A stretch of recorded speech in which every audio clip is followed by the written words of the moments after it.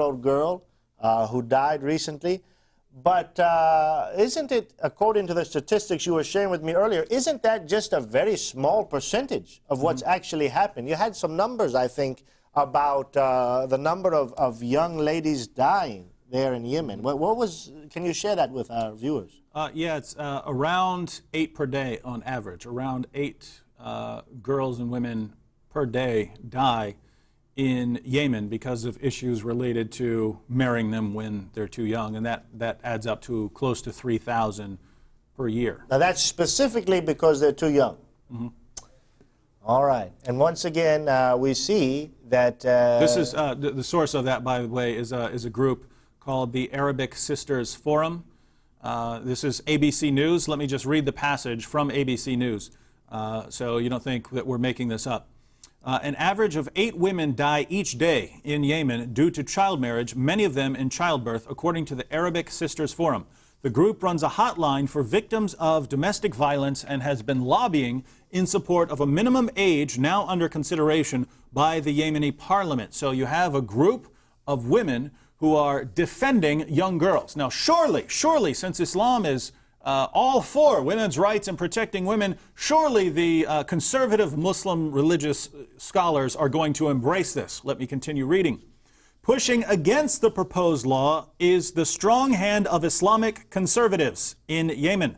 Clerics, Muslim scholars, clerics have declared women like Amal Basha, that's the woman who's fighting for the rights of young girls, have declared women like Amal Basha apostates from Islam for opposing child marriage, which they see as divinely ordained. The government, she says, is intimidated by the religious and tribal customs. Follow the reasoning here. You have a woman saying someone has to stand up for these young girls, these 8 and 9 and 10-year-old girls who are dying because of Muhammad's teachings, and the response is, how dare you criticize Muhammad's teaching, you apostate. In Yemen, they will call you an apostate if you try to establish a minimum age for marriage. This is the sad truth about the world we live in. And I would just say to people like Yahya Snow, who sits around all day trying to convince us here in the West that Islam is good, my friend, if you really believe that, go to Yemen and tell them. Go to Yemen and say, it's clearly condemned. It's clearly condemned. All of you religious scholars out here, don't you know that I have some source here that I can't manage to find and actually give a reference to? Don't you know your interpretation of the Quran and the Hadith and the commentaries is all completely wrong? Let me educate you. The reason he doesn't do that is because they would declare him an apostate.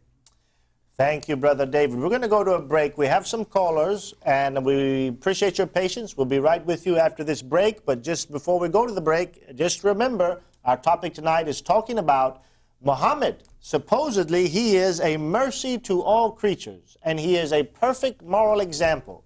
Yet in Muhammad, we find one who married a 6-year-old and essentially had sex with the girl before she even went to puberty. We find a man who married 13 wives, had sex with his slave wives, all sorts of things that we find in the Hadith. In the Quran, once again, we see that the Quran teaches very clearly that it's just assumed that Muslim men are going to have sex with women who are prepubescent, from Surah 65. The evidence is very clear, compelling, not only from the Quran, from the Hadith, from the greatest tafsir, through the historical record, even what's happening in the news today, and the Islamic clerics, not in the West, who like to use taqiyya and deception, but over in the Middle East, are saying not only is this something that we defend, having sex with girls before puberty, but this is something that is desirable and is part of your deen because it is exactly what the Prophet Muhammad did. We'll be right back after this break.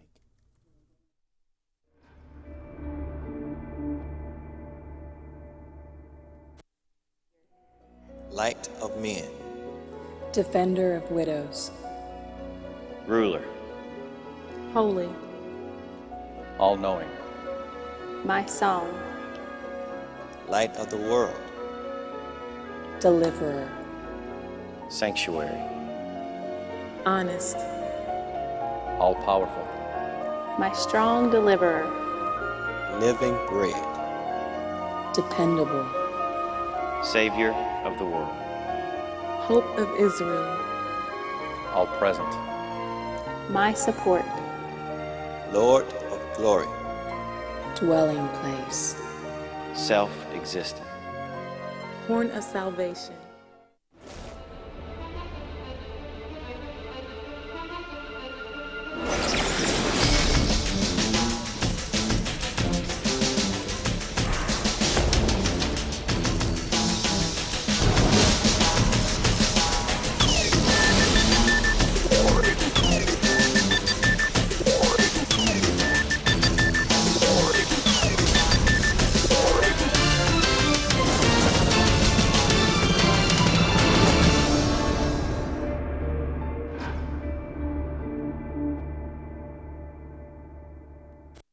To Jesus or Muhammad. Yes, indeed, we have a very touchy subject tonight, but you know, it shouldn't be touchy because after all, once again, the Quran, the Hadith, the Sunnah, which is encapsulating the Hadith, the example of Muhammad himself, all of the early commentators, the most respected commentators of Islam, agree, as well as do the Orthodox clerics of Islam today, that it's perfectly, not only is it perfectly permissible, it is even desirable to marry a young girl even before puberty and marry her because Muhammad himself did the very same. Before we go to the first caller, Brother David would like to add a little something. Yeah, just think about this. You have Muslims, people like Yahya Snow, and they really want to defend Islam. But if you look closely, you find that they have to be ashamed of Islam. If you really believed in Islam, if you really believe that this is a message from God and Muhammad is the greatest moral example from all mankind, you'd say, of course we're allowed to have sex with prepubescent girls. That's what the Quran says. That's what the commentaries say. That's what we find in the Hadith. That's what Muhammad did. Of course, it's obvious. And how dare you challenge the teachings of Allah, you filthy infidels. That's what I would have said if I was a Muslim. That's what I would say. But what we find is, that's what we find in Muslim countries. That's the attitude we find in Muslim countries. And those who have a different view, who say we have to stand up for women's rights and the rights of little girls, well, they're condemned as apostates, that it's dangerous to be condemned as an apostate in a Muslim country. But what we find among Western Muslims is they have a completely different method of interpretation. If Yahya Snow had simply gone to the Quran, looked at what it said, looked at the commentaries, looked at the Hadith, he would say, of course Islam teaches that we can have sex with prepubescent girls, but that's not his method. He doesn't go to the Quran and let the Quran speak for itself, or go to the commentaries, or go to the Hadith and let them speak for themselves. What does he do? He says, all right, what do my Western values teach me?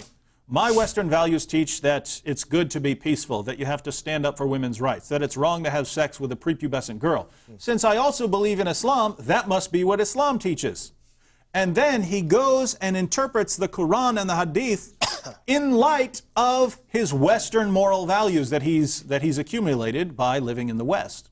And then he sees all of Islam through his Western lenses. Well, my friend, that method of interpretation is condemned by Islam. You don't go with your own Western interpretation. You go with the interpretation laid down in the Quran and the Hadith and the greatest commentators. That's what you're supposed to do. But it's just very common for Muslims who are raised in the West to be absolutely repulsed by the obvious teachings of Islam. And so what they do, they reject them. They throw them out.